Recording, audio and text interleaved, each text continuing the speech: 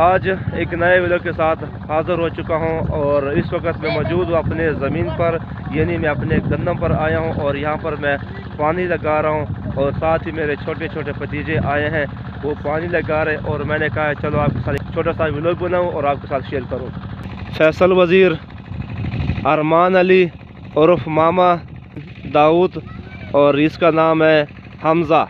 और सामने जो हमने खड़ा किया पानी देखने के लिए उसका नाम है खालिद।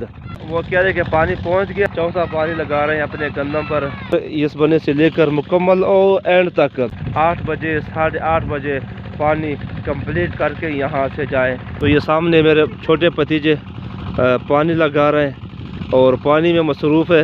ये तीनों यहाँ पर मसरूफ़ है पानी में। तीनों छोटे यहाँ पर पानी बंद करते, रेत का खाला है तो उस वजह से बहुत मुश्किल से पानी बंद होता है। दरख्त, हवा ठंडी चल रही है, आपको नज़र आ रहा है। ये सामने पानी आ रहा है, पानी बहुत गर्म पानी है। ये सामने बच्चों ने बूट निकाले हुए हैं।